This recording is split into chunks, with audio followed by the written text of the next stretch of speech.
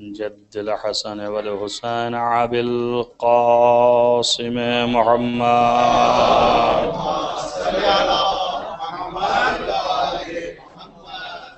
ولا سيما على ابن عمه ووزيره ووصيه وخليفته مطلوب كل طالب غالب كل غالب مولانا علي بن أبي طالب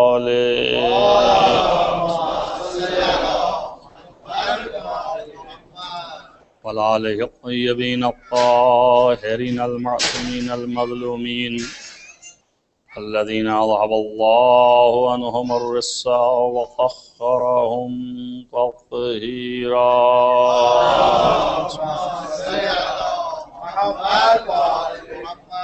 ولعنة الله على أعدائهم أجمعين من يؤمن هذا إلى قيام يوم الدين أما بعد فقد قال الله سبحانه وتعالى في كتابه الحكيم بسم الله الرحمن الرحيم تبارك الذي بيده الملك الذي خلق الموت والحياة ليبلوكم أيكم أحسن عملا صلوات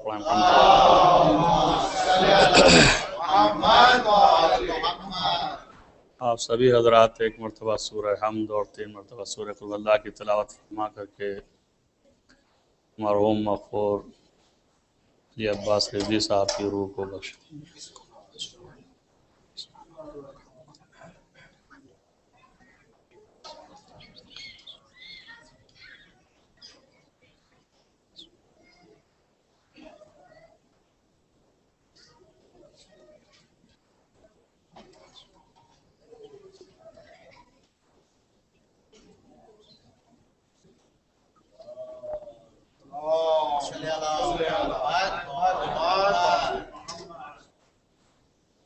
عزیزان گرامی مرتبت اس آیہ کریمہ کی جو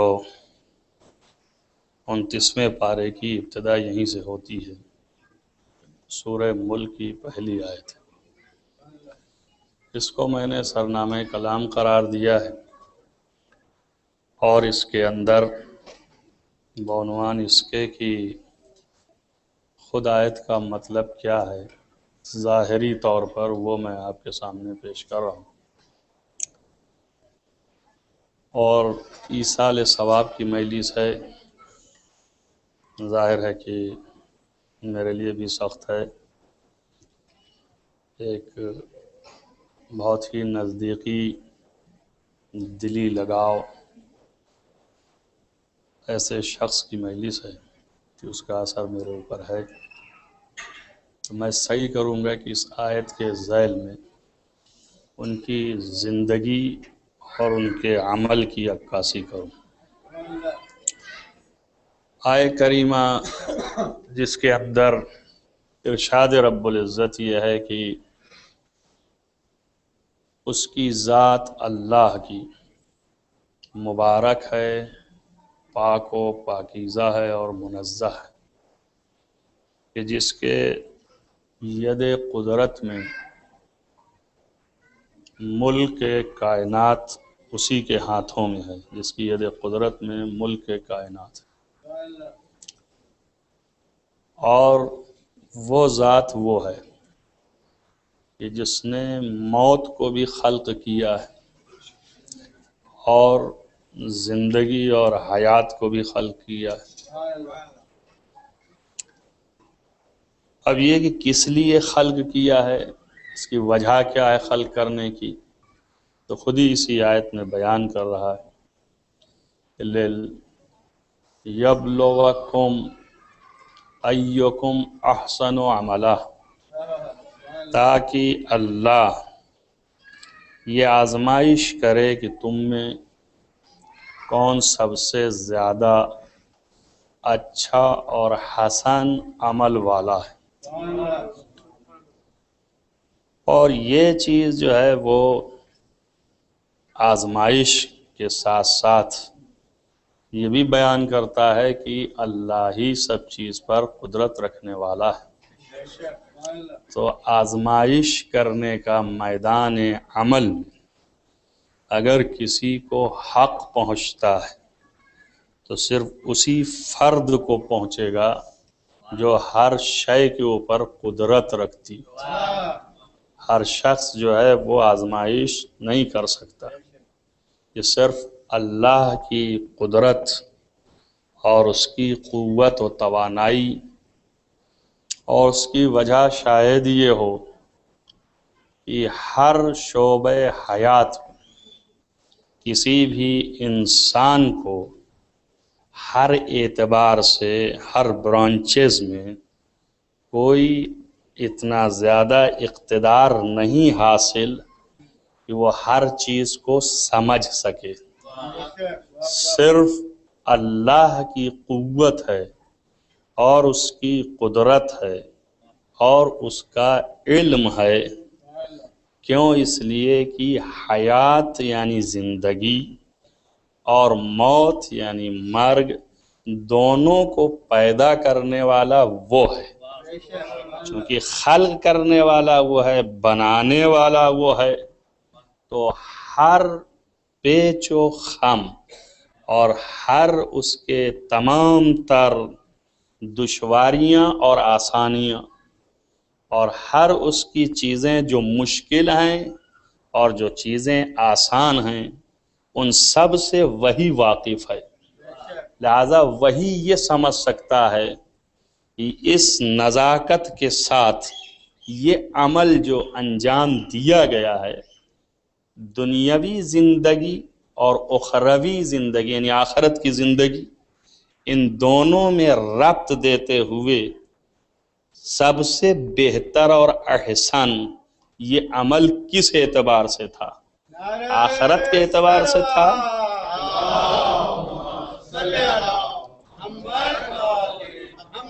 آخرت کے اعتبار سے تھا یا دنیا کے اعتبار سے تھا؟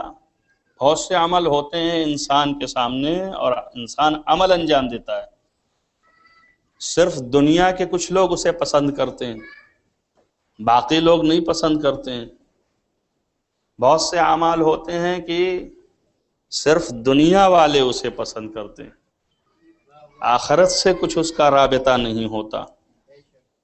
تو ممکن ہے کہ پسندیدگی جو ہے وہ معیار اگر قرار دیا جائے عمل کی تو کچھ جو ہے اسے پسند کرتے ہیں اور کچھ نہیں کرتے ہیں، یہ ایک مرحلہ ہے۔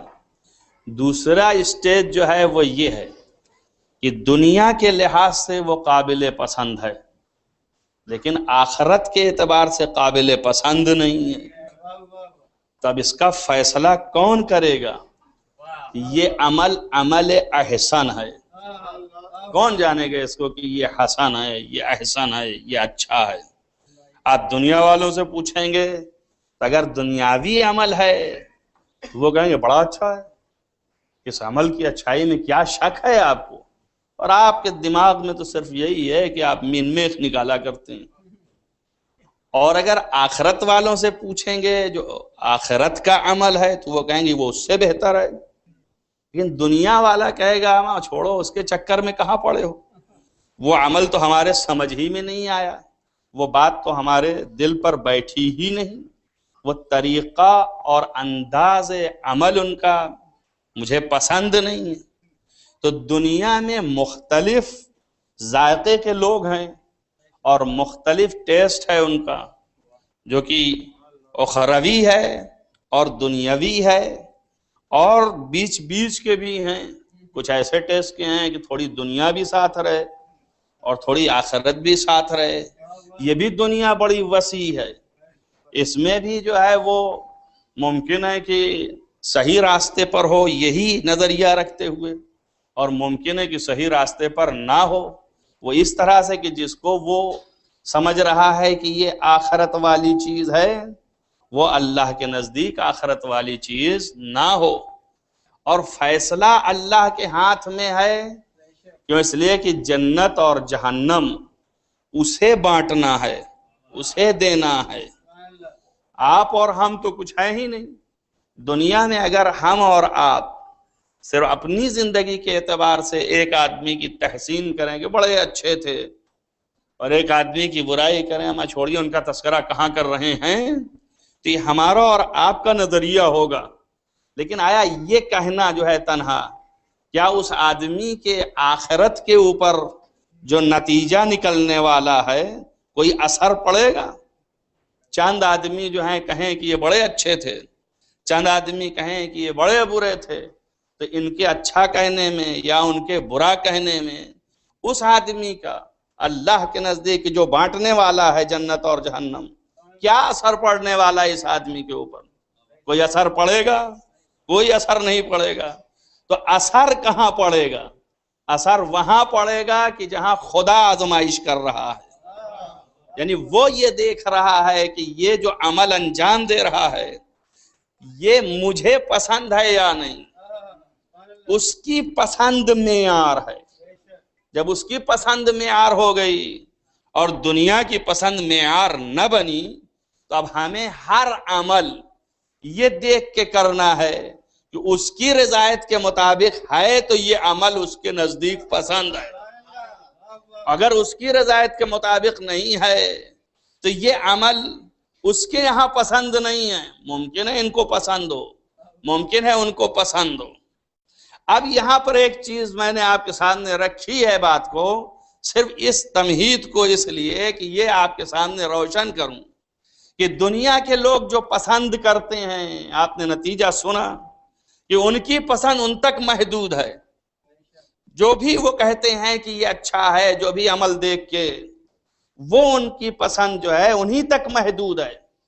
لیکن اللہ کے اوپر اس کا کوئی اثر نہیں ہونے والا ہے.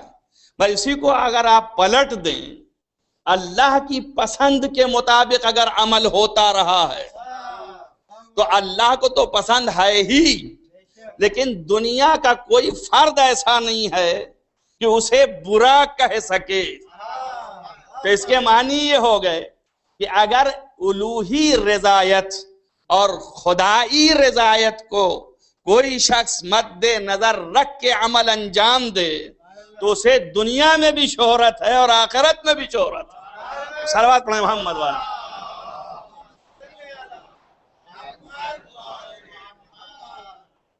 وہ دنیا میں بھی اپنا نام کمائے گا، اور طبقے ہوتے ہیں دنیا کے، ممکن ہے کسی کو ایسا لگے، لیکن اس کے دل سے پوچھئے تو کبھی انکار نہیں کرے گا کہ یہ عمل درست نہ تھا، جو اس لیے کہ رضایت الہی کے تحت تھا. بس اللہ جو ہے اس نے دو چیزیں پیدا کی، ایک موت اور ایک حیات، اور ان دو کے درمیان پہلے موت کا تذکرہ کیا اس نے. یہ خدا جانے کہ اس نے کیوں تذکرہ کیا موت کا، اس کی حقیقت کو وہی جان سکتا ہے. لیکن جو علماء کے بیانات ہیں اس سے ایک نتیجہ نکلتا ہے کہ ہر انسان پہلے نہیں ہے، چونکہ نہیں ہے اور بعد میں ہوتا ہے، حیات ہونے کا نام ہے، لہذا اس لیے اس نے موت پہلے کہہ دیا ہے. یہ بتانا چاہتا ہے کہ موت کی حقیقت عدم سے ہے، نہ ہونا جو ہے یہ اصل ہے تمہارا نہ ہونا ہی اصل ہے. اب ہونا جو ہے یہ میرے کرم پر ہے. تو جو چیز میرے کرم سے سرزد ہو رہی ہے، تو تم جو کچھ بھی حاصل کر رہے ہو تمہاری اصالت نہیں ہے، کہیں ملکیت نہیں ہے، بلکہ ہمارے کرم پر ہے. تو جب ہمارے کرم پر ہے تو ہمیں راضی تو رکھو. اگر ہمیں راضی رکھو گے تو گویا ہمارے کرم کا بھرپور طریقے سے عملی شکریہ ادا کر رہے ہو، اور اگر ہمیں ناراض کر دیا تو ہمارے کرم کا شکریہ بھی نہیں ادا کیا اور غضب بھی مول لیا ہم سے. اس کا نتیجہ وہی نکلنے والا ہے. تو پہلے اس نے یہ بتایا کہ یہ حیات ہماری طرف سے ہے، تمہاری اصالت نہیں، تمہاری حقیقت نہیں، تم عدم میں تھے، ہم نے تمہیں یہ حیات دیا ہے. اب دیا ہم نے کیوں ہے؟ یہ اس لیے کہ ہم تمہیں آزمائیں کہ کون بہتر عمل والا ہے، احسن و عمل. بھئی عمل میں نے عرض کیا کہ مختلف ہیں. عمل کس طرح ہم جانیں کہ یہ حسن ہے، کس طرح جانیں کہ یہ پاکیزہ ہے، کس طرح جانیں کہ یہ افضل ہے، کس طرح جانیں کہ یہ بہتر ہے. تو اب ایک معیار ہونا چاہیے نا. کوئی معیار ایسا ہو، ایک کوئی ایسا آئیڈیل ہو، کوئی ایک طریقہ عمل ایسا ہو کہ جس کو ہم دیکھتے جائیں تو یہ سمجھتے جائیں کہ یہی حسن ہے، سمجھتے جائیں کہ یہی صالح ہے، بس اس عمل کو دیکھتے جائیں اور سمجھتے جائیں۔ زندگی ایسی ہو، موت ایسی ہو، تب سے قرآن نشاندہی کہتا ہے اور کہتا ہے قل، اے پیغمبر ان سے کہو، ان صلاتی ونسکی ومحیای ومماتی للہ رب العالمین، یہ عبادتیں، یہ نمازیں اور یہ موت میری اور یہ حیات میری، یہ صرف اللہ کے لیے ہے۔ اس کے معنی یہ ہیں کہ رضایت الہی اور خدا پسندانہ عمل اگر سرزد ہو رہا ہے کائنات میں بعنوان نمونہ کائنات، تو وہ محمد مصطفیٰ کی ذات ہے۔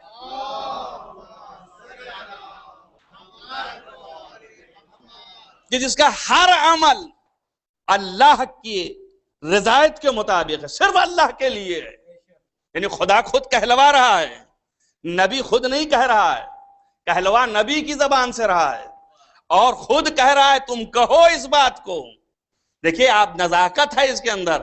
نبی خود کہے ہوتے کہ دیکھو اے لوگو، میرا چلنا، میرا پھرنا، میرا زندہ رہنا اور میرا مرنا، میری زندگی کے سارے رموز اللہ کے لیے ہیں، تو یہ دعویٰ نبوت ہوتا۔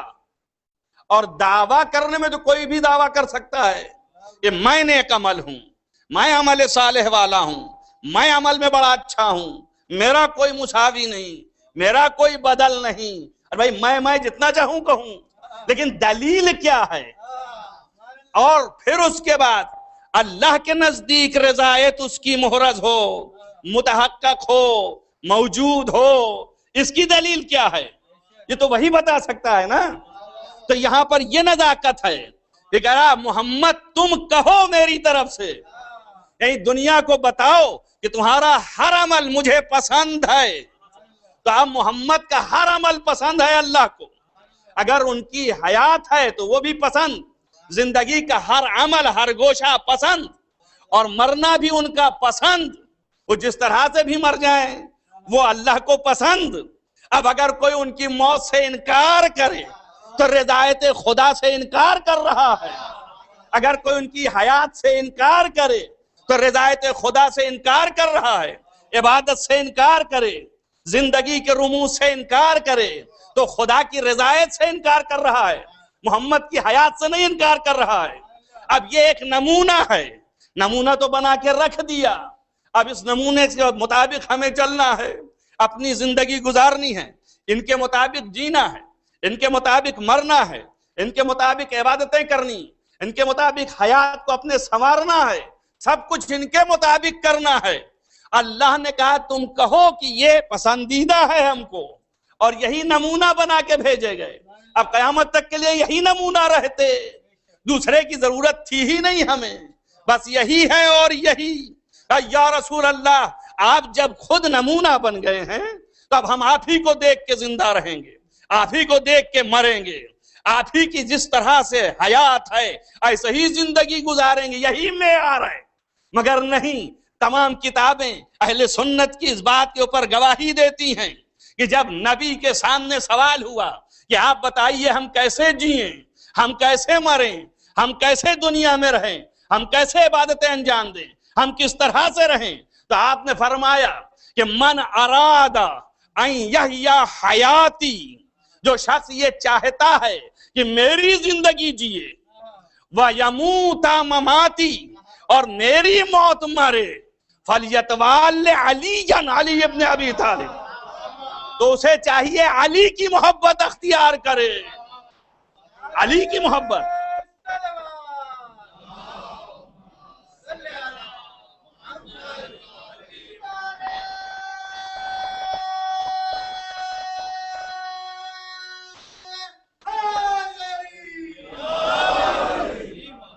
بس جو چاہے ہمارے جیسے جینا، جو چاہے ہمارے جیسے مرنا، اسے چاہیے کہ علی کی ولایت اختیار کرے، اس کا کیا معنی ہو گئے؟ اس کا کیا مطلب ہے؟ اس کا کیا مفہوم ہے؟ ارے بھائی محبت اور ہے، عمل اور ہے۔ محبت کہیں اور چیز ہے، محبت کا تعلق قلب سے ہے، اور عمل اور چیز ہے۔ اور کہہ رہا ہے ایو، کون سا شخص ایسا ہے کہ احسن و عملا، عمل میں احسن ہو۔ عمل کی بات ہو رہی ہے، آپ کی طرح زندہ رہنا چاہتا ہوں، آپ محبت کی طرف کہہ رہے ہیں۔ ربی یہ کہہ دیے ہوتے کہ علی کی طرح جیو، علی کی طرح رہو، اب اتنے ہی تو بتانا چاہ رہے ہیں کہ اگر تمہیں ہم سے چیزوں کو حاصل کرنا ہے تو ہم سے حاصل تنہا نہیں ہو سکتی جب تک کہ ان کی محبت نہ کرو۔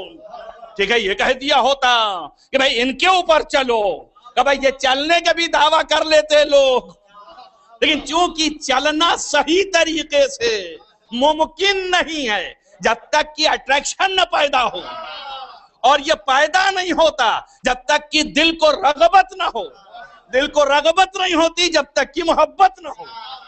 لہذا میں نے اس لیے رکھا ہے علی کی ولایت کہ جب دل میں محبت علی آئے گی تو چلنا بھی علی جیسا سیکھو گے، اٹھنا بھی علی جیسا سیکھو گے، بیٹھنا بھی علی جیسا سیکھو گے، مرنا بھی علی جیسا سیکھو گے۔ اب علی کا مرنا نہیں ہے، مرنا محمد کا ہے۔ علی کا جینا نہیں ہے، بلکہ محمد کی حیات ہے۔ اور اللہ نے کہہ دیا ہے کہ ان سے کہو کہ تمہارا جینا، تمہارا مرنا، تمہاری عبادتیں صرف اللہ کے لیے ہیں۔ تو معلوم یہ ہو گیا کہ علی کی موت بھی اللہ کے لیے ہے، علی کی حیات بھی اللہ کے لیے ہے، علی کی زندگی اللہ کے لیے ہے، علی کی عبادت اللہ کے لیے ہے، سب مورد پسند ہے اللہ کے۔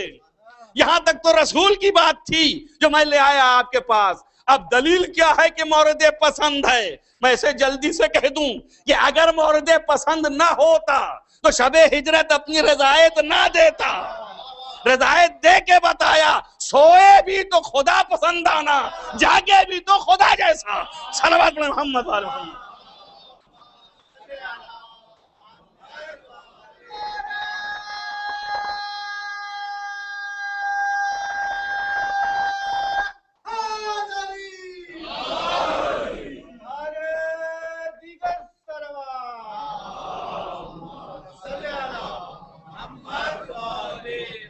یہ ایک گوشہ تھا، اب اس کے بعد آپ دوسرے گوشے کی طرف چلیں کہ کون سا عمل بہتر ہے۔ یہ ایک نشاندہی ہوئی، اس کو رکھے رہیں اپنے ساتھ، یہ آئندہ کام آنے والا ہے۔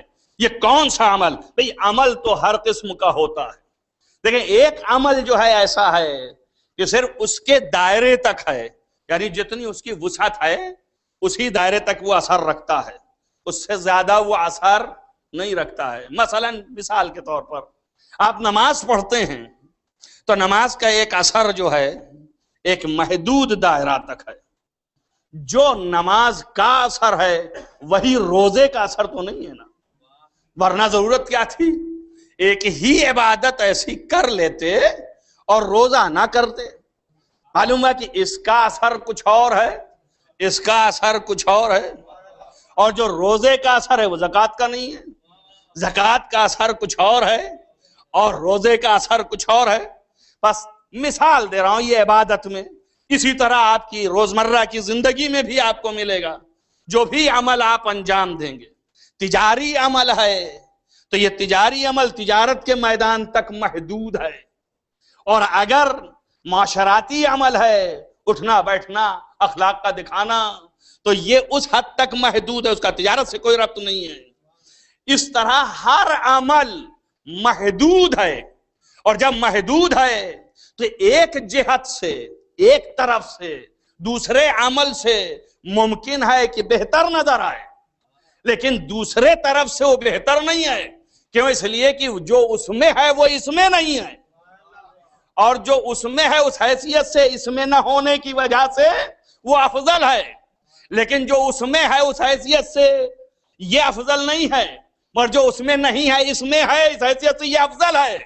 میں کہنا یہ چاہتا ہوں کہ پورے نظام اسلام کے اندر جتنے اعمال ہیں، ایک ایک کا تجزیہ کریں آپ، پورے نظام حیات کے اندر جتنے آپ کے کیریکٹرز ہیں، جتنے آپ عمل انجام دیں ان ایک ایک کا تجزیہ کریں، کوئی ایک دوسرے سے ہمہ جہت افضل نہیں ہو سکتا. ایک طرف سے افضل ہے، ایک طرف سے مفضول ہے، ایک طرف سے وہ افضل ہے یہ مفضول ہے، ایک طرف سے یہ افضل ہے ایک طرف سے وہ مفضول ہے، ایک طرف سے یہ بہتر ہے وہ اس کے مقابل بہتر نہیں، اور ایک طرف سے وہ بہتر ہے یہ بہتر نہیں. تو یہ کیا عمل جو ہے احسن ہوا؟ میں پوچھ رہا ہوں آپ سے بھائی، عمل حسن ہو سکتا ہے، حسن ہے اس کے اندر، لیکن احسن تو نہ ہوا نا. احسن کے معنی ہے جو سب سے بہتر ہو. تو سب سے بہتر کون ہوگا؟ جو ہر جہت سے سب سے افضل ہو. اب اس کے اندر یعنی ایسی کیفیت ہو کہ اگر وہ عمل سامنے آئے تو اب اس میں یہ بھی دکھائی دے، یہ بھی دکھائی دے، یہ بھی دکھائی دے، یہ بھی دکھائی دے. تو اب یہ ہمہ جہت اور ہمہ گیر ہے اور یہ سب اس کے اندر سمٹے ہوئے ہیں، تو اس کی نسبت سے بھی افضل ہے، اس کی نسبت سے بھی افضل ہے، اس کی نسبت سے بھی افضل ہے، اس کی نسبت سے بھی افضل ہے. تب ایک عمل ایسا ڈھونڈو کہ جس کے اندر تمام اعمال اسلام سمٹ کر کے آ جائیں، کہ جب اس عمل کو دیکھو تو نماز بھی دکھائی دینے لگے، روزہ بھی دکھائی دینے لگے، حج بھی نظر آنے لگے، زکوٰۃ بھی دکھائی دینے لگے. وہ کون سی چیز ہے؟ توجہ کریں آپ. قرآن سے کہیے تو قرآن سے کہوں، حدیث سے کہیے تو حدیث سے کہوں. وہ ایک ہی عمل ایسا ہے کہ سوتے بھی وہی عمل، جاگتے بھی وہی عمل، ہر شعبہ حیات کو پورا کر رہا ہے. اس عمل کا نام محبت اہل بیت ہے. اگر دل میں محبت لے آئے آپ تو پھر یہاں پر نماز بھی، روزہ بھی، حج بھی، زکوٰۃ بھی، خمس بھی، جہاد بھی، ہر چیز نظر آئے گی جلوہ گر ہوتے ہوئے. اسی کو تو سمیٹ کے کہا کہ قُلْ لَا أَسْأَلُكُمْ عَلَيْهِ أَجْرًا إِلَّا الْمَوَدَّةَ فِي الْقُرْبَى. میں کچھ نہیں دیتا ہوں، کچھ نہیں چاہتا ہوں، صرف چاہتا یہ ہوں کہ صرف ان سے مودت اختیار کرو. یا رسول اللہ، اسلام مودت کا نام نہیں ہے. یہ کل کے بیگانے یہ آواز لگائیں گے کہ محبت کوئی چیز نہیں، عمل عمل. توجہ کریں آپ کو کیا ہو گیا ہے؟ قرآن آپ نازل ہو رہا ہے اور آپ کہہ بھی رہے ہیں، اللہ کہلوا بھی رہا ہے. کم سے کم یہ عقل والے اتنی تو سمجھ لیا ہوتا کہ یہ محبت کا امتیاز کیا ہے. اس لیے اب معلوم ہوا آپ کو کہ یہ محبت ہوا ہے جہاں جلوہ گر ہوئی وہاں نماز بھی ہے، روزہ بھی ہے، حج بھی ہے، زکوٰۃ بھی ہے. تو سب سمٹے ہوئے ہیں نا. میں اتنا ہی پوچھنا چاہتا ہوں، جب اجزاء سمٹ کے کہیں پر آئیں اور وہ اصل ہو جائے تو وہ سب سے افضل ہو جاتا ہے نا. تب اس کے معنی ہے کہ نماز سے افضل محبت ہے، روزے سے افضل محبت ہے، حج سے افضل محبت ہے، جہاد سے افضل محبت ہے. اسی لیے چھٹے امام سے پوچھا کہ فرزند رسول بتائیے ایو عمل افضل، کون سا عمل افضل ہے؟ آپ نے کہا حب علی ابن ابی طالب صلوات محمد وعلیہ وسلم.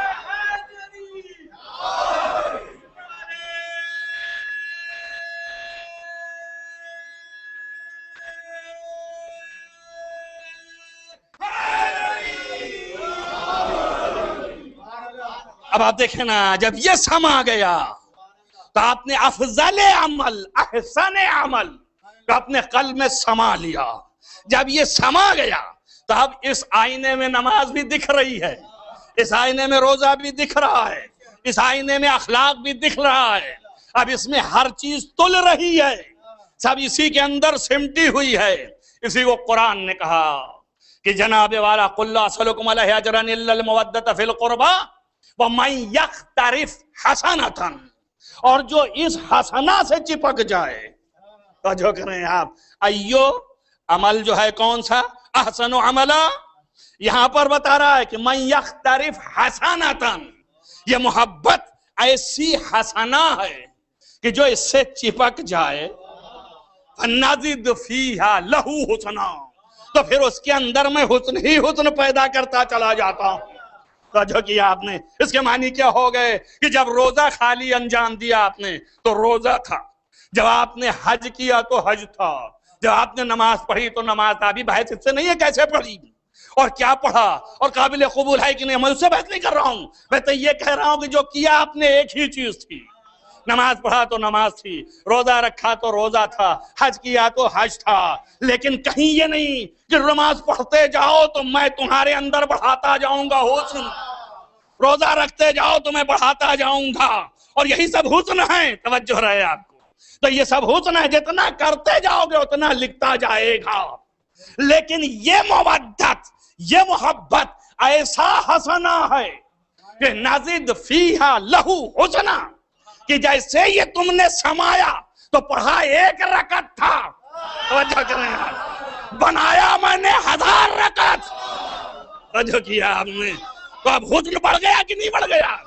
آپ کا ذائچے نظام وجہ جو تھا، چہرہ، وہ جس طرح بھی ڈھانچہ کھینچا تھا، حسن کا پیکر ہم نے بنایا، تو پڑھا تم نے 1 رکعت، اور اسے ہم نے بڑھایا اور بنایا 1000 رکعت، رکھا تم نے 1 روزہ، ہم نے اس کو اتنا بڑھایا کہ اب قیامت تک کوئی نظریں نہیں ملا سکتی۔ اب چیزیں یہ ہے کہ حسن اسی وقت حسن کہا جائے گا جب اس کے اندر کفو نہ پایا جائے۔ دیکھیں کفو کیا چیز ہے؟ صرف بچوں کے لیے ہے، یعنی برائی۔ حسن کیا چیز ہے؟ یعنی اچھائی۔ حسن جو ہے وہ بولتے ہیں ہماری عشقی زبان میں، یعنی بڑے خوبصورت، بڑے حسین، اور قبیح المنظر یہ ہے کہ چہرہ دیکھ کے منہ پھیر لیں، اور حسین کا یہ ہے کہ دیکھتے ہی رہ جائیں، آنکھ ہٹائیں ہی نہیں۔ تو آپ دیکھیں خدا یہ کہہ رہا ہے کہ میں حسن میں اضافہ کرتا چلا جاؤں گا، تو یعنی معنی ہے کہ پھر نظر ادھر ہی رہے گی، نظر ادھر ہی رہے گی، اس کے معنی یہ ہے کہ اس کے اندر برائی اور قبح کا دخل نہیں ہے نا؟ بس معنی یہ ہوئے کہ جہاں پر محبت اہل بیت آئی وہاں پر حسن ہی حسن ہے، قبح کا تصور نہیں ہے، کبھی چیز آ نہیں سکتی۔ اسی کو قرآن نے کہا کہ یذھبن السیئات بالحسنات، میں نیکیوں سے برائیوں کو دور کرتا چلا جاتا ہوں۔ یہ حسنہ محبت آل محمد جو ہے، یہ جیسے ہی دل میں آئی گناہ چھٹنے لگے، نبی نے بھی آگے بڑھ کے کہا یا علی حبک، اے علی آپ کی محبت آگ کی طرح ہے جو کہ لکڑی کو ایسا کھا جاتی ہے کہ اثر ختم ہو جاتا ہے، کچھ بھی نہیں رہ جاتا، ایک حقیقت سے دوسری حقیقت میں بدل دیتا ہے۔ تو کم سے کم اتنا معلوم ہو گیا نا کہ محبت اہل بیت اس چیز کو کہتے ہیں کہ جہاں پر جاگزی ہو جائے، جہاں پر آ جائے وہ حقیقتیں بدل جاتی ہیں، اور چونکہ یہ حسن ہے لہذا قبح کی طرف نہ لے جائے گا، حسین سے حسین تر کرتا چلا جائے گا، اور جب حسین ہو جائے گا تو حسین کو سبھی دیکھتے ہیں، سبھی ایک ٹکزو لگائے ہوتے ہیں، چہرہ نہیں پھیرتے، نتیجہ کیا ہوا؟ سب کے مورد پسند ہو گیا۔ بھئی یہی تو بتا رہا تھا کہ جو خدا کے نزدیک پسند تھا وہ سب کے نزدیک پسند ہو گیا، جو غیروں کے نزدیک پسند تھا وہ خدا تو چھوڑیے دوسروں کے نزدیک بھی پسند نہیں ہو پایا۔ صلوات پڑھیں محمد وآل محمد۔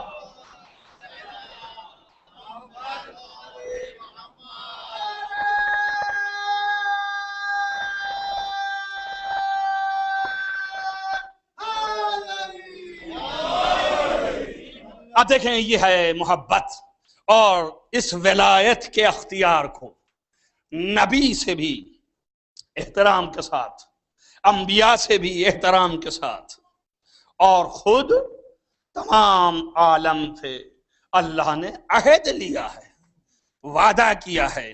چونکہ یہ ایام ایسے ایام چل رہے ہیں، میں آخر میں نتیجہ دوں گا آپ کو، اور دوسرا کہ بیچ میں ولادت 2 روز پہلے تھی، اس لیے میں اس منزل تک بھی پہنچا دوں کہ حسن جب پڑھتا ہے، اگر انسان محبت اہل بیت کو اختیار کر لے تو اللہ اس کے اعمال میں حسن پیدا کرے، اس کے قلب کے اندر، زندگی کے اندر، حیات کے اندر اس کو حسین بنائے گا، اور جب حسین بنائے گا تو ظاہر ہے کہ حسین کو سبھی پسند کرتے ہیں، اور پھر استقبال حسین کا ظاہر کون کرے گا؟ قبیح کرے گا۔ بھئی حسین جب ہے تو اسے خود وہ مگن ہے اپنے ہی حسن پر، اس سے قبیح اگر نظروں کے سامنے آیا تو آنکھ بند ہو جائے، لازم ہے کہ اس سے حسین تر، اس کے استقبال کے لیے کھڑے ہوں، ہے نا، اس کے حسین تر اس سے ہونے چاہیے. اگر کم تر آئے تو پھر کیا ہوگا؟ آنکھ بند ہو جائے گی نا. لیکن جو قبیح ہے اس کے لیے کیا ہے؟ وہ تو خود جانتا ہے میں کیا ہوں. وہ اپنی حالت کو دیکھ کر کے اثر اس کے نفس پر وہی راسخ ہے، لہذا وہ قبیح کو دیکھے. اس سے بہتر جہاں اس کو نظر آیا فوراً آنکھ کو ٹکٹکی لگائی اس نے. تو مقصد یہ ہوا میرا کہ ہمیشہ حسین کا استقبال قبیح سے نہ کرے، حسین کا استقبال حسین سے کرے بلکہ احسن سے، تاکہ یہ دیکھتا رہ جائے کہ ہم تو پہلے تکبر یہ تھا کہ ہم یہ ہیں، ہمارے علاوہ کوئی بھی نہیں. اس کے بعد جب سامنے دیکھا کہ یہ تو ہم سے بھی اعلیٰ تر ہے، اور بڑے بڑے اپنے حسن میں بکے اور بڑے بڑے پریشان ہوئے اور بڑے بڑے تکبر میں آئے، اور پھر اس کے بعد ان کا تکبر ختم ہوا کہ بھئی میرا حسن کچھ بھی نہیں، اور دوسرے دھوکے کھائے. تو انہوں نے کہا میرے حسن پر دھوکہ نہ کھاؤ، اس سے بھی بہتر موجود ہے حسین. میرا مقصد صرف اتنا ہی ہے کہ اگر حسین ہے تو اس کا استقبال وہاں پر احسن کریں، تبھی وہ ان کی طرف اٹریک ہوگا. نقطہ اور رمز سمجھیں کہ کیا وجہ ہے کہ جب محب اہل بیت دنیا سے اٹھتا ہے تو اس کے ہاں کیفیت کچھ اور ہے، اور جو محب نہیں ہے اس کے ہاں کیفیت کچھ اور ہے. آنا سب کے پاس ہے، ایسا نہیں کہ نہیں آنا، آنا سب کے پاس ہے، لیکن ایک فرق کے ساتھ. بتایا نا کہ مرتے وقت دم نکلتے وقت سب کے پاس بھیجے جاتے ہیں، مگر ایک فرق کے ساتھ، کچھ کے سرانے کھڑے رہتے ہیں، کچھ کے پایتی کھڑے ہوتے ہیں. رمز کیا ہے؟ رمز یہ ہے جو حسین ہیں ان کے پایتی کھڑے ہو کے اپنے حسن و جمال کا مشاہدہ کراتے ہیں، اور استقبال کر رہا ہے احسن. جب احسن کو دیکھے گا تو دل راغب ہوگا. اب بتا رہا چلا ادھر، کیوں؟ اس لیے کہ یہی راہ الہی ہے. جو کریں آپ، اسی کو کہتے ہیں لقائے پروردگار.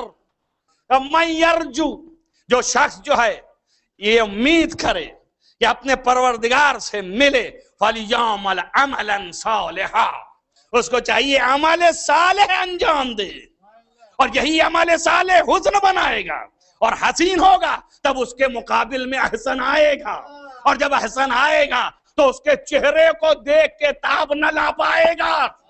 توجہ کریں آپ. اب لقائے پروردگار اگر ایسے ہو جائے، اسی لیے کہا کہ جو انکار کرے میری لقاء سے وہ کافر ہے. ادھر کہہ رہا ہے بالکل میری ملاقات ہونے والی ہے، اور جو انکار کرے وہ کافر ہے. ان کثیرا من الناس، بہت سے لوگ ایسے ہیں کہ باللقاء ربہ، اپنے پروردگار کی لقاء سے لکافرون، یہ کافر ہیں، انکار کرتے ہیں.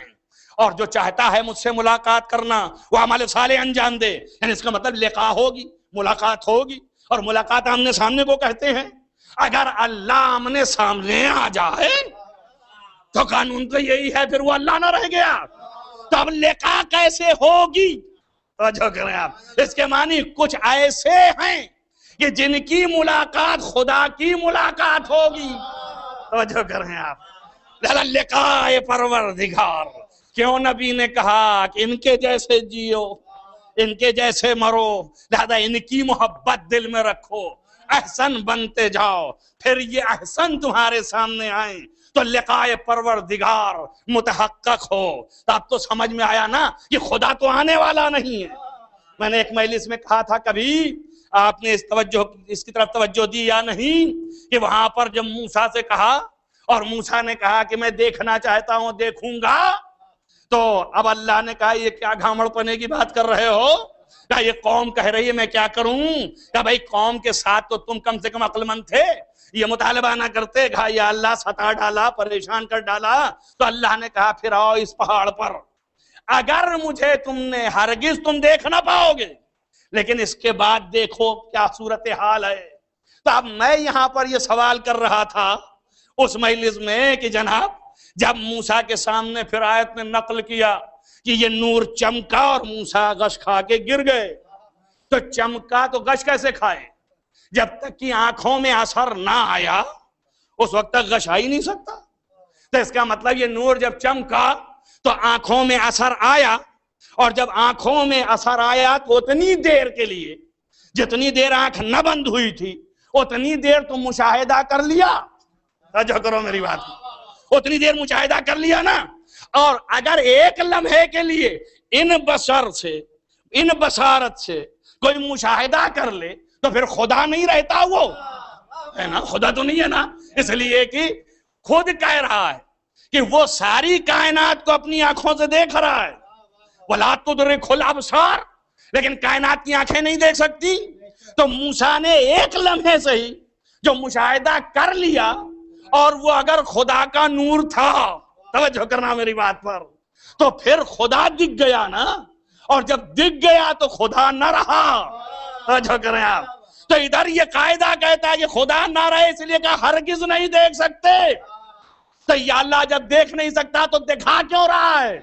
توجہ کریں آپ. کب اتنا ہی تو بتانا چاہتا ہوں کہ میرے بنائی ہوئی قدرت کا ایک جلوہ مشاہدہ کر، اگر اس کی تیزی رفتار نور کو برداشت کر لے تو تیری نبوت اولو العزم پیغمبر سے آگے ہو جاتی، تیری نبوت جو ہے ختم نبوت تک پہنچتی. اب فرق ختم نبوت کا اور اولو العزم کا یہی ہے کہ یہاں پر پہنچنے کے بعد کوشش کیا مگر اس نور کا ایک ذرہ بھی برداشت نہ کر سکا. اب ظاہر ہے کہ یہ خدا نہیں ہو سکتا. جب خدا نہیں ہو سکتا تو موسیٰ بھی نہیں تھا. موسیٰ تو دیکھنے والا تھا. تو اب بیچ میں کوئی ایسی طاقت ہے جو کائنات میں سب سے احسن ہے. یہ وہی احسن طاقت ہے کہ جو اپنے جلوہ کے اوپر جلوہ نمائی کر رہا ہے. اس کو دیکھنے کے لیے موسیٰ بھی تاب نہ لا سکے. موسیٰ بھی گھبرا کر کے آنکھیں بند کر لیں. اب آپ سوچیں جب نبوت اولو العزمی کی آنکھیں تاب لا کے برابری نہ کر سکیں. توجہ کریں آپ، بہت عظیم جملہ ہے کہ جب آخری نبوت کا مرتبہ کیا ہے اور آخری ولایت کا مقام کیا ہے کہ جب اولو العزم پیغمبروں کی آنکھیں مقابل میں آ کے تاب نہیں لا سکتی ہیں تو ان کی برابری تو کر ہی نہیں سکتی ہیں. جب یہ برابر نہیں ہو سکتے تو پھر وہ بھی برابر نہیں ہو سکتے. تو یہ کب کے برابر ہو سکتے ہیں؟ جو یہاں ہیں، جو یہاں ہیں وہ ان کے برابر کیسے ہوں گے؟ یہ خالی دیکھیں ایسے اور وہ دکھائے جائیں. سمجھ میں آیا آپ کے؟ یہ کبھی برابر نہیں ہو سکتے. اسی لیے پیغمبر نے فرمایا ایک کے تجزیے میں کہ فاطمہ کا کوئی برابری رکھنے والا نہیں ہے، کوئی کفو نہیں ہے. نہ آدم ہیں، نہ نوح ہیں، نہ ابراہیم ہیں، نہ موسیٰ ہیں، نہ عیسیٰ ہیں. جب یہ سارے انبیاء نہیں ہیں، توجہ کریں آپ، ایک بھی نہیں ہے الا علی، سوائے علی کے. توجہ کریں آپ، جب فاطمہ کا مقابلہ انبیاء نہیں کر سکتے ہیں تو اب علی تک کہاں پہنچ سکتے ہیں؟ نہیں اس طرح نہیں اس طرح لے لیں. جب بیوی کا مقابلہ نہیں کر پا رہے ہیں تو شوہر کے مقابلے میں کیا آئیں گے؟ اس کی عظمت تک کہاں پہنچ سکتے ہیں؟ بھئی وہاں کہاں جا سکتے ہیں؟ ایک صلوات پڑھیں محمد والے.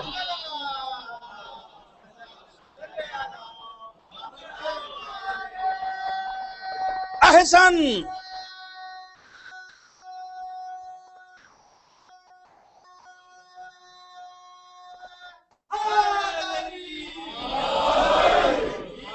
دیکھیں ان دونوں کی افضلیت کا اندازہ لگائیں. بھئی یہ سارے انبیاء جتنے ہیں ایک بھی مساوی نہیں ہے. بھئی مساوی کیسے ہو سکتے ہیں؟ مساوی اس وقت ہوتا ہے کہ جو کیفیت میری ہے وہی آپ کی ہے. میں اس نقطے تک آپ کو پہنچانا چاہتا ہوں، وقت زیادہ نہ ہونے پائے. اور دیکھیں آپ ایک منزل ایسی نظر آئے گی کہ مساوی ہے، مساوی نظر آتا ہے. جو ذہن یہ سوچتے ہیں کہ کیسے مساوی ہو سکتے ہیں، یہ افضل ہیں، یہ مفضول ہیں، میں وہاں تک لے جا رہا ہوں. اتنا تو روشن ہو گیا کہ تمام انبیاء ایک کو چھوڑ کے تمام انبیاء نہ اس نبی کے برابر ہیں تو ہے ہی نہیں. اسے تو عالم اسلام تسلیم کر رہا ہے نا.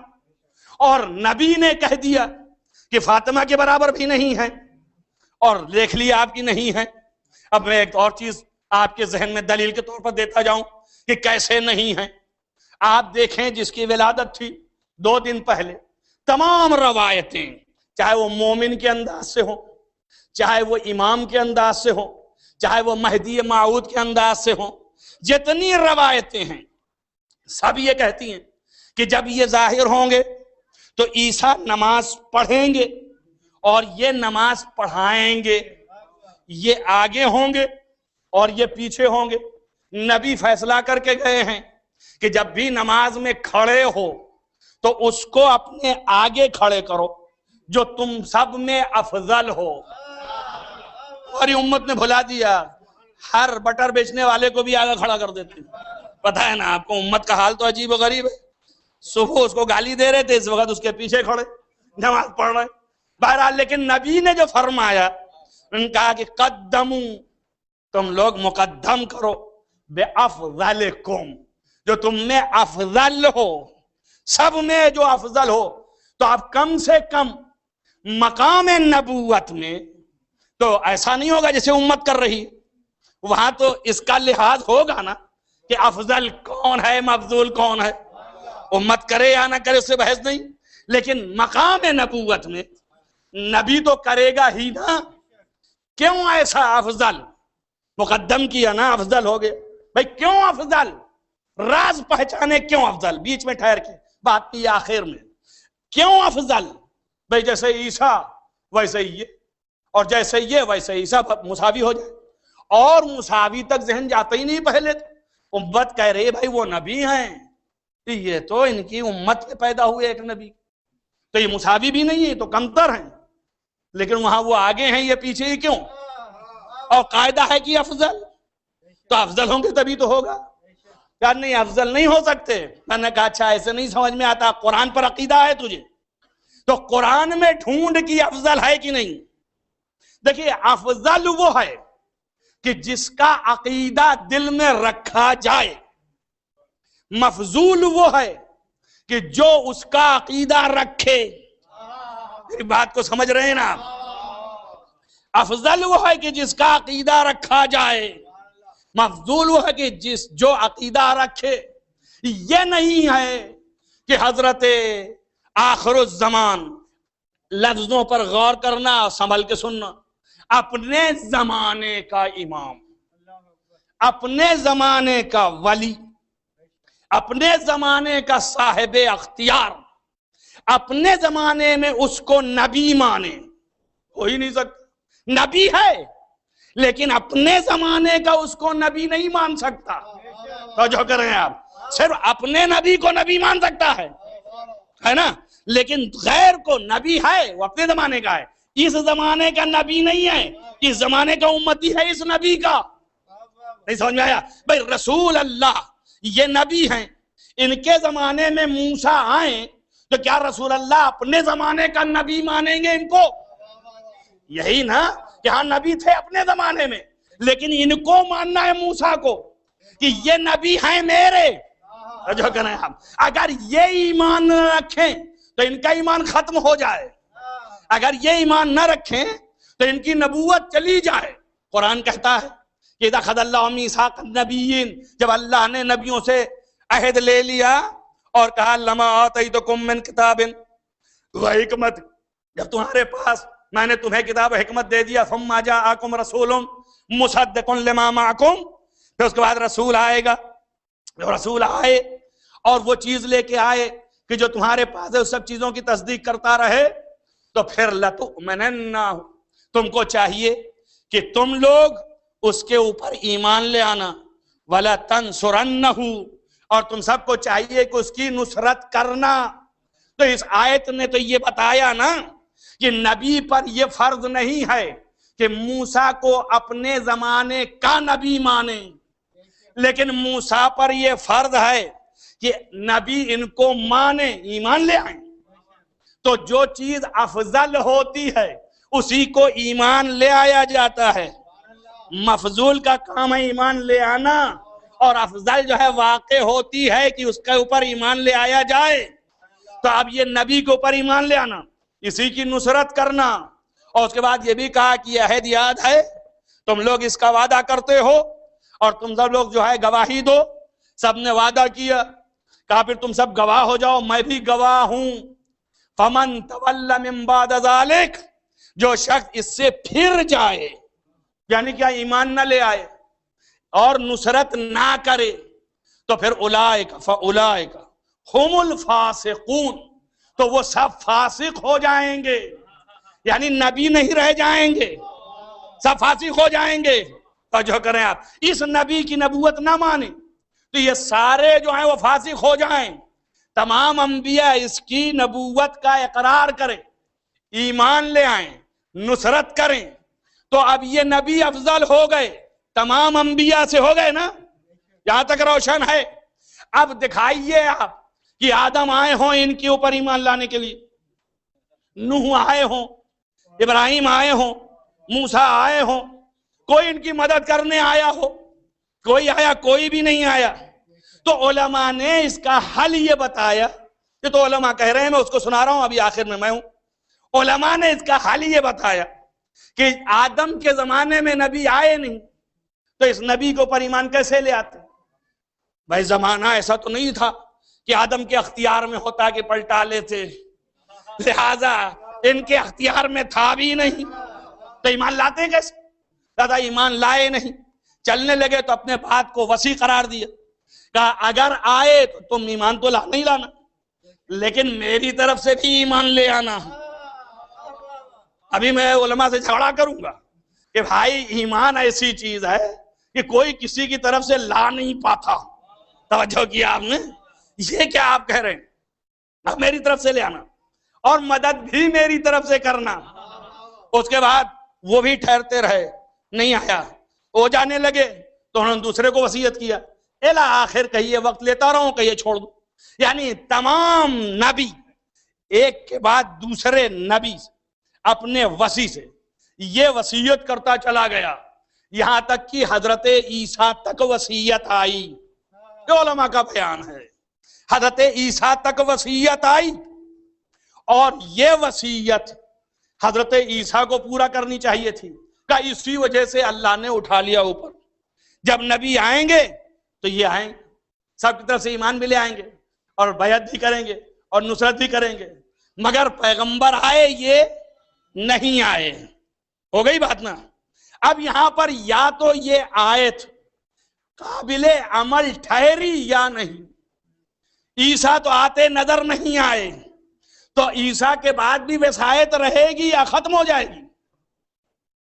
عیسیٰ کے بعد بھی کیا عیسیٰ سے لے کے خاتم النبیین کے درمیان اب امت کو وصی اور ہادی کی ضرورت نہیں ہے؟ کوئی وصی و ولی و ہادی ہو نا جو اس کام کو انجام دے کہ لوگوں کی ہدایت کرے اور ما سبق انبیاء کی وصایت کو پورا کرے، تو کوئی ایسا ہونا چاہیے۔ اگر آپ تلاشیں تو تاریخ اس بات کی نشاندہی کرتی ہے، قرآن اس کی تصدیق کرتا ہے کہ ہم نے انبیاء کا بھی وصی قرار دیا۔ اب وہ وصی کون ہے انبیاء کا؟ آپ ڈھونڈیں تو آپ کو ملے گا، یکے بدیگر سلسلہ چلتا رہا، آخر میں وصی عبد المطلب قرار پائے، اور اس کے بعد جب وہ جانے لگے تو ابو طالب کو وصی قرار دیا۔ جب نبی آئے اور اپنی نبوت کا اعلان کیا تو ابو طالب نے ایمان بھی لا کے بتایا اور نصرت بھی کر کے بتایا۔ اب انہوں نے تنہا نصرت نہیں کی، تمام انبیاء کی نصرت کی۔ آپ نے کہاں سے کہاں تک لا کے چھوڑا، کہاں ابو طالب اور کہاں رسول اللہ، کہاں انبیاء، یہ ربط نہیں ہے نا؟ یہ بھی رکھے رہیے آپ۔ اور وہاں تک لے جا کے چھوڑا تھا کہ یا تو حضرت عیسیٰ آتے، جب آئے نہیں تو وصایت آگے چلی، جب چلی تو یہاں پہ ٹھہری، تو آپ اس کو ماننے کو تیار نہیں ہیں، آپ کافر سمجھ رہے ہیں، تو آپ اس کو مانو کہ ابھی تک وہ ایمان تمام انبیاء کا باقی، ابھی تک وہ نصرت باقی۔ اب یہ پوری اس وقت ہوگی جب کوئی روح محمد ظاہر ہو۔ اگر محمد ختم ہو جائیں تو انبیاء کی نبوت باقی رہ جائے گی، ختم ہو جائے گی، عہد باقی رہ جائے گا۔ لہذا یہ عہد پورا کرنا اللہ پر بھی واجب، عقل بھی کہتی ہے محکم واجب، اور یہ تمام انبیاء کو بھی عہد ادا کرنا واجب۔ اس کا تقاضا یہ ہے کہ نبی کو موجود ہونا چاہیے، توجہ کریں آپ، اور نبی تو ظاہر میں چلے گئے، تو اس کے معنی یہ ہے کہ روح محمد باقی ہے۔ جب روح محمد آئے گی تو عیسیٰ آئیں گے اور پھر بیعت کریں گے، ایمان لے آئیں گے، تصدیق کریں گے، نصرت کریں گے۔ تو یہ آیت صرف دو ہی اس کے مصداق ہیں، میں اتنا میں کہنا چاہتا ہوں، دو ہی مصداق ہیں۔ اگر ادھر جاؤ تو ابو طالب مصداق ہیں، اگر ادھر جاؤ تو پھر توجہ کریں حضرت حجت مصداق ہیں۔ اب جدھر چاہے مان لو، اگر ان دونوں سے انکار کرو تو آیت کا مصداق کائنات میں نہیں مل پائے گا۔ لازم ہے ابو طالب یا دادا کی طرف جاؤ یا پوتے کی طرف جاؤ، یا ادھر جاؤ یا ادھر جاؤ۔ دیکھا نا ابو طالب کا مقام کیا ہے؟ ابو طالب نہ ہو تو قرآن متحقق نہ ہونے پائے۔ صلوات پڑھیں محمد وآل محمد۔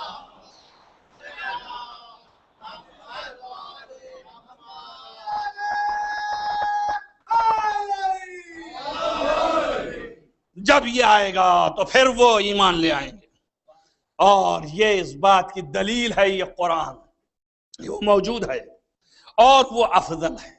وہ نماز پڑھیں گے، یہ نماز پڑھائیں گے، ظاہر ہے کہ یہ محمد کا نمائندہ ہے اور وہ تمام انبیاء کا نمائندہ ہے۔ وہ پڑھنے والا ہے، یہ پڑھانے والا ہے۔ یہ محمدیت ہے اور وہ عیسائیت ہے۔ وہ پیچھے پڑھ رہی ہے اور یہ آگے ہے۔ یہ اپنی افضلیت بتا رہی ہے، محمدیت افضل ہے عیسائیت سے۔ ارے اس کو پلٹ دیں، یہ ایسے ہیں کہ 9 پشت کے بعد، اب میں ایک تصور پیش کرتا ہوں، یہ نماز پڑھائیں گے اور وہ نماز پڑھیں گے۔ نماز پڑھانے اور پڑھنے میں ہوتا کیا ہے؟ جو پڑھانے والا ہے اس کا سر آگے ہے اور پیر پیچھے ہے، اور جو پڑھنے والا ہے اس کا سر پیر کے پاس ہے نا۔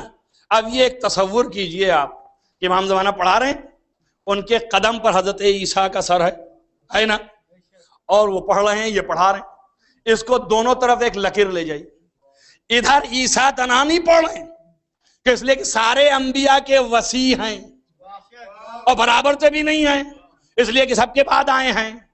تو اس کے معنی یہ ہے کہ امام زمانہ آگے ہیں اور عیسیٰ کا سر ان کے قدم پر، عیسیٰ کے قدم پر موسیٰ ہے، اور موسیٰ کے بعد ابراہیم ہے، ابراہیم کے بعد نوح ہے، آدم ہے، یعنی سلسلے وار سارے انبیاء یہاں سے وہاں تک ایک لائن سے، سب کے سر سجدے میں، اور یہ کے بدیگر ہے نا۔ ادھر یہ منظر ہے اور ادھر یہ منظر کہ یہ اول نہیں سمجھا، یہ اول نہیں، یہ 12واں ہے۔ اس کے آگے حسن عسکری ہے، اس کے آگے اس کا باپ ہے، اس کے آگے اس کا باپ ہے، اس کے آگے اس کا باپ ہے، اور سب سے آگے علی ہے۔ علی کے سر کے آگے اب کچھ نہیں ہے۔ جو کریں آپ کہیں یہ کیا کر دیا، محمد بھی تو ہے، کام میں مان لیتا اگر دوش پر نہ بٹھالتا تو۔ صلوات پڑھتے محمد وآل محمد۔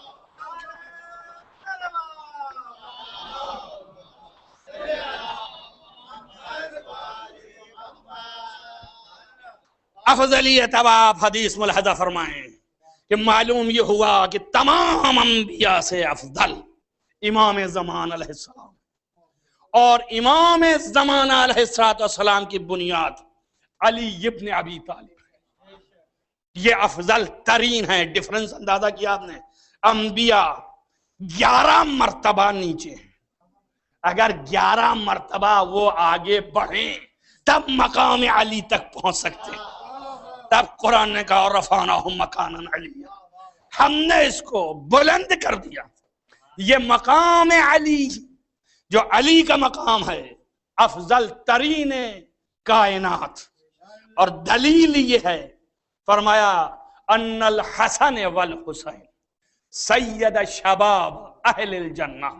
حسن حسین تمام جنت کے سرداروں، تمام جنت کے جوانوں کے سردار ہیں، اور ابوہما خیر منہما، اور ان کے ماں باپ ان سے بھی بہتر. تو حسین تیسرے مرتبے پہ ہیں، حسن دوسرے مرتبے پہ ہیں، اور ابو ہوما پہلے مرتبے پہ ہیں. میں نزاکت حدیث تو دیکھیں، اللہ کہہ سکتا تھا کہ ام ہوما افضل یا ام ہوما خیر ہوما، اور اس کے بعد پھر کہتا ابو ہوما من ام ہما خیر ہما. توجہ کریں، لیکن اللہ کے نبی نے یہ نہیں کہا. اس میں یہ ہو جاتا کہ ان سب سے افضل فاطمہ اور فاطمہ سے افضل علی. نے کہا نہیں، دونوں کے ماں باپ، توجہ کریں آپ، دونوں مساوی ہیں، ان کے علاوہ اور کوئی نہیں، یہ افضل تر ہیں. تو اب یہ افضل ٹھہرے. اور ایسے بھی ہے کہ وہ 11ویں 12ویں پشت، 12ویں کا زور یہ ہے کہ 1,24,000 میں ایک کو ہٹائیں تو سارے انبیاء زور لگائیں تب بھی اس 12ویں کے برابر نہیں ہو سکتے. تو آپ توجہ کریں، اول کے مساوی کب ہوں گے؟ اسی لیے بنیاد محبت اور مودت علی ابن ابی طالب قرار دیے گئے تاکہ ان کی محبت آئے. تو اول کی بھی محبت، وسط کی بھی محبت، آخر کی بھی محبت، کل کی محبت اسی میں سمائی ہوئی ہے. یہ وہ عظمتیں ہیں، مگر ساری نبوتیں اور منصب ایک جگہ پہ جا کے ایک ڈہڑی پہ جا کے سر ٹیک دیتے، وہ ایک جگہ پر جا کر کے خم ہو جاتے ہیں. دیکھیں، نبی افضل ترین، علی افضل ترین، یا ائمہ افضل ترین، سب کچھ ہونے کے بعد شاید اس کی وجہ یہ رہی ہوگی، اس لیے مساوی قرار دیا، اس لیے کہا کوئی نبی برابر نہیں سوائے علی کے. شاید اس کی وجہ یہ رہی ہوگی کہ دیکھیں سب کو ٹیکنا پڑا. اگر یہ نبی ختم نبی ہی کیوں نہ ہو تو اس وقت تک نبوت نہیں پا سکتا جب تک کہ عصمت نہ ہو. اگر معصوم نہ ہو تو نہیں پا سکتا. اور عصمت کا مرکز فاطمہ زہرا. تو اب سب کو اپنی عصمت لینے کے لیے جھکنا ہے ادھر. آئے تطہیر کا نزول بنیاد عصمت ہے، شب جمعہ ہے نا، اور بنیاد عصمت جو قرار دی گئی آئے تطہیر، اور اس کی بنیاد فاطمہ زہرا. ہم فاطمہ و ابوہا و بالہا و بنوہا. ختم کر دیا. یہ مجلس یہیں پر تمام ہو گئی. کل ایمان احسن افضل، اور ان سب کا مدار محبت اہل بیت، کہ جس دل میں آئے ہر عمل جلوہ گھر، شخصیت روشن. توجہ کر رہے ہیں آپ. اور ان سب کا مرکز ائمہ اطہار، اور ان کا مرکز فاطمہ زہرا. مرنے والا اپنے دل میں تمام تر محبتوں میں سب سے بڑی محبت کو ایسا بسایا اور ایسی تربیت کی اپنے نفس کی کہ مرنے کے بعد بھی ویسے ہی دکھ رہا ہے. زندہ تھا تو دیکھ ہی رہے تھے، مرنے کے بعد بھی آنکھوں کے سامنے اسی طرح ہے. آپ میں جتنے بیٹھے ہیں کسی سے پوچھ لیں، جتنے جانتے ہیں کسی سے پوچھ لیں، وہ پہلا لفظ یہی استعمال کرتا ہے. اس کے معنی یہ ہے کہ محبت کو اتنا بسایا کہ محبت کے آئینے میں اس کی صورت دیکھی جانے لگی. کمال ہے یہ. انسان کو نفس کو اتنا تربیت کرنا چاہیے، اتنا بڑھانا چاہیے، اور یہ اسی وقت حاصل ہوگا جب فاطمہ الزہرا سلام اللہ علیہا کی محبت دلوں میں آ جائے. نام تھا علی، مقام علو تک پہنچایا میں کہ جس کا چاہنے والا تھا وہ علی کہاں تھا. اس کی محبت دل میں بٹھالا تو یہ علی کہاں گیا. اور عباس مرکب ہے نا. بس یہ آخری بات میں نے کہا، تمام انبیاء، تمام ائمہ عصمت میں محتاج حضرت زہرا. سب جو ہیں ان کی عصمت کا بنیاد طہارت آئے تطہیر، اور آئے تطہیر کی بنیاد فاطمہ الزہرا سلام اللہ علیہا. ان کے علاوہ اور کوئی بھی نہیں. اور اللہ عجیب و غریب ہے. دلیل میں یہ ہے کہ پوچھ یہ رہا ہے ملک کہ یہ کون ہے، تو کہہ سکتا تھا محمد، اور یہ بتا سکتا تھا اس کے بھائی علی، اور یہ بھی کہہ سکتا تھا کہ ان کے نواسے ہیں، اور یہ ان کی بیٹی. یہ بھی کہہ سکتا تھا کہ علی، ایک ایک کے طریقے سے کہہ سکتا تھا کہ نہیں کہہ سکتا تھا، لیکن نہیں کہا. بلکہ یہ بھی نہیں کہا کہ یہ کون ہے الگ الگ.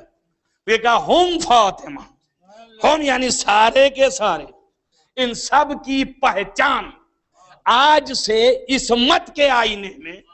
جو کرے میں کیا کہہ رہا ہوں، اگر عصمت دیکھنا ہے تو فاطمہ کے ذریعے سے. ہم فاطمہ، تو جو عصمت فاطمہ کی ہے وہی عصمت. لہذا مصداق آیت تطہیر اور بنیاد آیت تطہیر حضرت زہرا ہیں. اس کے بعد یہ تمام انبیاء بھی عصمت میں آئیں گے. یہ ائمہ کی عصمت اسی میں خابیدہ ہے. مگر آپ دیکھیں عجیب و غریب ہے، لفظ استعمال کی فاطمہ تو وہ ابوہا و بعلہا، اور ان کے باپ ہیں اور ان کے شوہر ہیں فاطمہ کے. وہ بنوہا، اور ان کے بیٹے ہیں. آپ دیکھیں نا، تھے تو دو ہی بیٹے نا. عربی میں دو کے لیے ابنان کہتے ہیں، تو کہہ سکتے تھے ابناہا، لیکن یہاں پر بنوہا کہا. ربط مسائل کے لیے لے آیا ہوں میں. بنوہا بنون سے ہے. بنوہا جمع کو کہتے ہیں، جمع 3 سے شروع ہوتا ہے. بیٹھے چادر میں 2 ہیں، اور کہنا چاہے عربی بھی تو کہہ رہا تھا، ابناہا بھی کہہ سکتا تھا، اس لیے کہ 2 کے لیے ابنان ہے تو ابناہا ہونا چاہیے، پر کہے بنوہا رہا ہے. اب بنون کہہ دیا تو سارے بیٹے آ گئے نا. اسی سے آئے تطہیر میں سارے ائمہ کی عصمت شامل ہے. بنوہا سارے بیٹے، تب جتنے ابن فاطمہ ہیں وہ سب معصوم ہو جائیں گے نا. ہو گئے نا، سب آگے، سارے بیٹے آگئے. اب میں اللہ سے التجا کر رہا ہوں، عربی تو تجھے آتی ہی تھی، ابناہا نہ کہا، بنوہا کہا. اس بعد ایک نزاکت اور کر دیتا، سنبھل کے بول، مشکل نہ آ جائے. یہ بیٹے جو ہیں یہ سب اولاد ہیں، تو اولاد کی لفظ لے آتا، ولد کی لفظ لے آتا. ابن جو ہے وہ عام ولد ہے. ولد اسے کہتے ہیں جسے پیدا کیا. یہ سب پیدا ہیں زہرا سے، تو یہ ولد ہیں، تو ولد کہہ دیتا. لیکن ابن عام ہے، جو پیدا کیا ہے وہ بھی ابن، جو پیدا نہیں کیا وہ بھی ابن. توجہ کر رہے ہیں؟ تو اب جب کہا کہ بنوہا تو سارے بیٹے آ گئے نا اس کے اندر. توجہ کر رہے ہیں آپ؟ تو اب سارے بیٹے جب اس کے اندر آ گئے تو اب ایک اور ہوگا جسے بیٹا زہرا کہیں گی. توجہ کر رہے ہیں؟ یہ ایک ذات اور ہوگی جسے بیٹا کہیں گی. جب حشر کے وقت آئیں گی اور وہاں خدا پوچھے گا کہ کیا لے کے آئیں، تو وہاں پر شیخ صدوق نے لکھا کہ چھٹے امام نے فرمایا کہ حضرت زہرا کہیں گی کہ میں لے آئی ہوں ہازان یدان مقطوعتان من ابنی العباس، اپنے بیٹے عباس کے ہاتھ. تو اس کے معنی یہ ہے کہ فاطمہ کے ابن ہو گئے، اور فاطمہ کے جتنے ابن ہیں آئے تطہیر کے حصے دار ہو گئے. تو اچھا کریں آپ. اب مشکل میرے لیے یہ ہے کہ آئے تطہیر والا معصوم ہوتا ہے. ایک جگہ میں تقریر کر رہا تھا، صبح سے شام تک بیٹھا سن رہا تھا، سب تقریر کر رہے تھے کہ عباس معصوم ہے، دلائل اپنے اپنے دے رہے تھے. جب میری نوبت آئی تو میں نے یہ دینا شروع کیا. لیکن مشکل میرے لیے ہے کہ آئے تطہیر سے عصمت ثابت ہوتی ہے. ادھر حضرت زہرا نے بیٹا کہا، ادھر اللہ نے بنوہا کہا، اور اس میں عباس شامل ہو رہے ہیں. اور 14 معصوم سے 15 کر نہیں سکتے. تو اب کریں کیا؟ اگر عصمت کے قائل ہوں تو اس اصول مسلمہ کے خلاف ہے، اس لیے کہ منصوص من اللہ 14 ہیں، 15 ہو نہیں سکتے. تو جو کریں آپ. تو اب مجھ میں جرت نہیں تھی، اسی لیے شاید علماء نے عباس کو معصوم نہیں کہا بلکہ محفوظ عن الخطا کہا. کیوں؟ اس لیے کہ بتانا چاہا کہ عباس اور ہیں، حسین اور ہیں. اب میں اپنی لفظوں میں کہہ سکتا ہوں کہ آئے تطہیر کے مصداق حسین ہیں، اور آئے تطہیر کے محافظ عباس. توجہ کیا، صرف یہ ہے ذات عباس کی. اس کے معنی یہ ہیں کہ اس مت کا محافظ اس وقت تک نہیں ہو سکتا جب تک کہ مقام عباس تک نہ پہنچ جائے. اللہ اکبر. اسی لیے نبوت نازاں ہے، امامت نازاں ہے. نبوت رشک کرے گی مقام عباس کو دیکھ کے. امامت نازاں ہے. امی میرے چچا عباس روز حشر کس عالم کے ہیں، اور باپ علی بھی نازاں ہے. دعا کر رہا ہے بار الہا مجھے ایسے اولاد عطا کر کہ جو میری آنکھوں کے ٹھنڈک قرار پائیں. اللہ اکبر. تو اب محشر میں عباس نامدار علی کے لیے ایسے ہیں کہ آنکھوں کی ٹھنڈک ہیں. اللہ اکبر. مرنے والا علی عباس ہے. میں نے صرف ان کے فضائل نہیں بیان کیے، ان کے کرائم خدمات نہیں بیان کی. میں نے یہ آپ سے کہا کہ اس نے اپنے ذات کے اندر کوشش کیا کہ عباس اور علی کو سمائے اور اسی کی اپنے زندگی میں عکاسی کیا.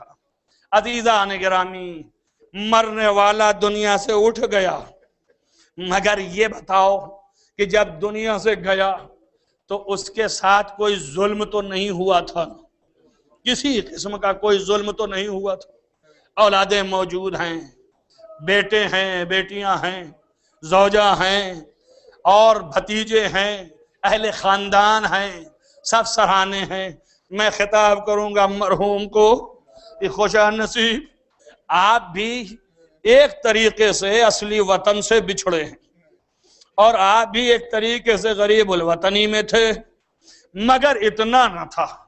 آپ کا ہر فرد نظروں کے سامنے تھا.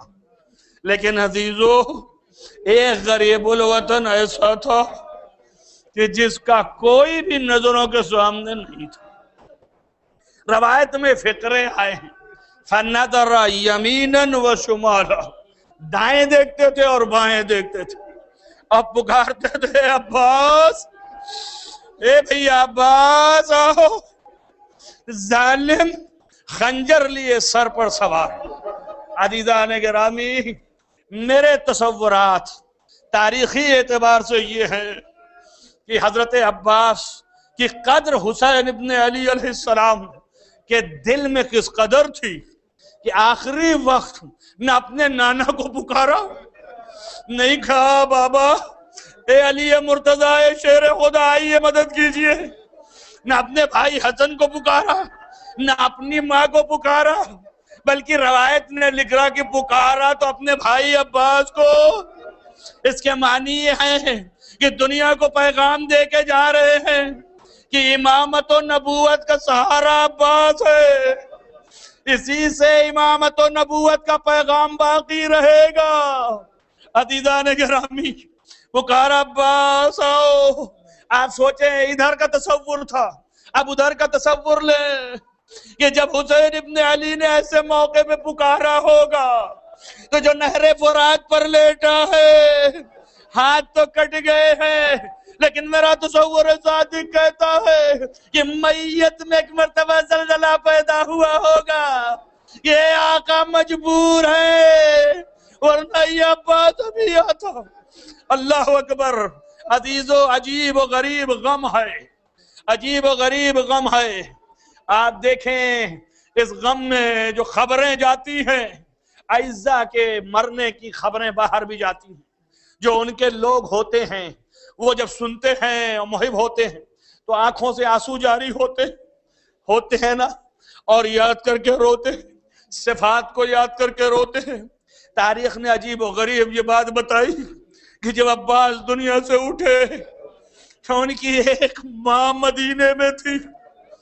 عزیزو، ماں کا یہ عالم تھا کہ دنوں رات اٹھتے بیٹھتے یہی کہتی تھی اے عباس حسین کے کام آنا، اور خطاب کرتی تھی مولا سے کہ میرا پورا سہارا عباس ہے. تو لکھا یہ ملتا ہے کہ جب مدینے میں یہ قافلہ لوٹ کر کے آیا تھا اور لوٹ کے آنے کے بعد یہ قافلہ ٹھہرا دیا گیا باہر مدینے کے، تو والی مدینہ کی اجازت سے جو لے کے آیا قافلہ اور مدینے میں داخل ہوا، اور اس نے پکارا یا اہل مدینہ، اہل مدینہ تمہارے رہنے کے قابل نہیں رہ گیا مدینہ، اس لیے کہ حسین قتل ہو گئے۔ بس جب یہ آواز سنی تو گھر سے بیوہ علی ابن ابی طالب باہر نکلی۔ عزیزو لکھا ہے کہ ایک ایک کا منہ تک رہی تھی، بار بار پوچھ رہی تھی یہ کیا خبر ہے۔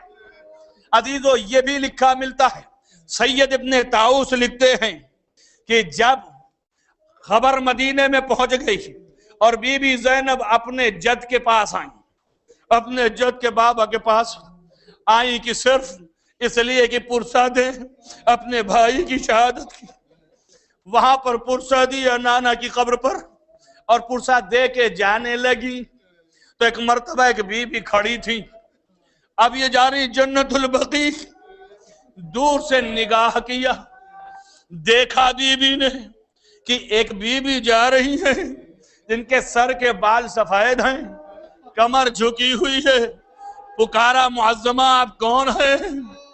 زینب کھڑی ہو گئی اور پلٹ کر کے دیکھا اور فرمایا کہا مادر گرامی آپ نے مجھے نہیں پہچانا؟ کہا بی بی آپ کون ہیں؟ کہا میں زینب ہوں۔ عزیزو لکھا یہ ہے کہ جناب زینب نزدیک ہوئی، ام البنین نے لپٹا لیا، کہا ہے بی بی آپ کا یہ عالم کیا ہے، آپ کے ساتھ کیا ہوا؟ کہا نہ پوچھئے، 1 سال قید خانے میں یہ کیفیت گزری ہے کہ ایک بچی کی آواز کلیجے پہ اتنا اثر کی کہ میرے سر کے بال سفید ہو گئے۔ عزیزو اور بی بی کو بتایا کہ کیا کیا مصیبتیں پڑی، پوچھا یہ بتاؤ کہ میرا بیٹا عباس کہاں تھا کہ جب امام حسین کے اوپر مصیبت تھی تو مدد کرنے نہیں آیا؟ فرمایا بی بی یہ نہ پوچھئے، یہ نہ پوچھئے، اتنا کہا۔ سید ابن طاؤس لکھتے ہیں کہ ایک مرتبہ مڑی اور رخ نجف کا کیا، کہا سنتے ہو اگر عباس نے کوئی مدد نہیں کی تو میں عباس کو نہ بخشوں گی۔ زینب نے ہاتھ رکھا، کہا بی بی عباس نے اپنے بازو قلم کرا لی اور دنیا سے سر پہ گرز کھا کے دنیا سے اٹھ گئے۔ جزاکم ربکم خیر الجزا۔ عزیزان گرامی، ہاں پرسہ دے آپ، معصوم کو شب جمعہ ہے، حضرت عباس علمبردار کی شہادت یہاں کئی روایتیں میں ملا رہا ہوں۔ عزیزو یہ وہ کیفیت ہے کہ آپ کے گرج پر سر پر گرج لگا تھا تو آتے اور آ کے گر گئے تھے۔ ایک سید تھے شبستانی، وہ مصائب پڑھا کرتے تھے، تو ایک مرتبہ ایک شیرازی تھے، وہ ان کے مصائب میں بیٹھتے تھے، علماء میں سے تھے آیت اللہ۔ انہوں نے خواب میں دیکھا کہ حضرت عباس آتے اور فرماتے ہیں کہ اے سید شیرازی اس سے کہو کہ میرے مصائب پڑھا کرے۔ کہا مولا میں خود سنتا ہوں، یہ آپ کے مصائب پڑھتا ہے؟ کہا نہیں، میرے وہ مصائب نہیں پڑھتا جس مصائب کا حضرت نے تذکرہ کیا۔ یہ سید گئے، انہوں نے کہا دیکھ تم مصائب پڑھا کر، کہ اس لیے کہ حضرت کو سب سے تکلیف اس وقت پہنچی ہے۔ پوچھا کیا تھا؟ کہا رے مصیبت کی انتہا یہ تھی۔ یہ جانتے ہیں کیوں کہا اور یہ کیوں سید کے خواب میں آئے؟ لکھا ہی ہے کہ سید نے یہ واقعہ پڑھتے ہوئے سنا اس کو تو کہا یہ جھوٹا ہے، روایت میں نہیں ملتا۔ تو اس نے دیکھا خواب میں سید نے کہ حشر کربلا ہے اور عباس کے اوپر یہ مصیبت ہے۔ عزیزوں کون سی مصیبت تھی؟ مصیبت یہ تھی کہ ظالموں نے جب تیر مارا تو آپ کے سر پر تیر لگا اور یہ تیر دماغ میں پیوست ہو گیا۔ بس میں اتنا پوچھوں گا مرنے والے سے کہ تمہیں دل میں کوئی تکلیف تھی؟ ارے تمہیں اپنے لنگس میں تکلیف تھی لیکن تمہارے سر میں تو کوئی تکلیف نہیں تھی۔ اے علی عباس یہ بتاؤ کہ عباس کا کوئی جسم کا حصہ ایسا رہا ہو کہ جس میں تکلیف نہ رہی ہو؟ ارے عباس کا ہر دھڑا رازو ایسا مقطوع تھا کہ عزیزو لکھا ہے یہ پیشانی پہ تیر تھا، آپ جھٹک کے بھی نکالنا چاہتے تھے تو تیر نہیں نکلتا تھا، آنکھوں میں تیر تھا۔ عزیزو یہاں پر ام البنین فرماتی ہیں سن کے کہ اے مدینے والو انصاف سے بتاؤ، جو اتنا زخمی ہو جب گھوڑے سے نیچے آتا ہے تو اپنے ہاتھوں کا ٹیک دیتا ہے، لیکن میرا عباس ارے جب گھوڑے سے نیچے آیا تو ہاتھ نہ تھے تو کیا ٹیک دیتا۔ عزیزو دل میں ہے میرے کہ میں کہوں اے ام البنین ارے غم نہ کرو، جب عباس گھوڑے سے گرے ہوں گے تو سیدہ نے اپنا دامن پھیلا دیا ہوگا، یا ابنی العباس، اے عباس آؤ میرے گلے لگ، سيعلم الذين ظلموا أن ينقلبوا۔ اللهم إني أسألك بحق فاطمة وعبيها وبالها والسر المستودع فيه أن تصلي على محمد وآل محمد۔ بہرحال تجھے واسطہ ہے محمد وآل محمد کے معبود، گناہان کبیرہ والصغیرہ عفو فرما، نیک اعمال کی توفیق عنایت فرما۔ بہرحال تمام دنیا میں جہاں جہاں بھی محبان آل محمد کو حفظ امان میں رکھ، روضہ مقدس کی حفاظت فرما۔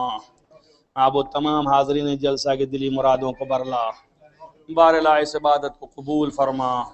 تمام مرنے والے مرحومین محبان آل محمد سے جو ہیں ان کو جوار معصوم پہ جگہ عنایت فرما، خصوصاً ان مرحوم کو جوار معصوم عنایت فرما، رحمتوں میں غریق کر۔ بار الہ تجھے واسطہ محمد و آل محمد تمام مریضوں کو شفا عنایت فرما، ہماری مشکلات کو برطرف فرما، تمام مشکلات کا حل ہمارے آقا اور مولا ان کو ظہور جلد از جلد فرما، ان کے اصحاب و انصار میں شمار فرما، تمام علماء اعلام کا سایہ ہمارے سروں پر محفوظ رکھ۔ اللہم تقبل من الدعاء بحق محمد و آلہ الطاہرین۔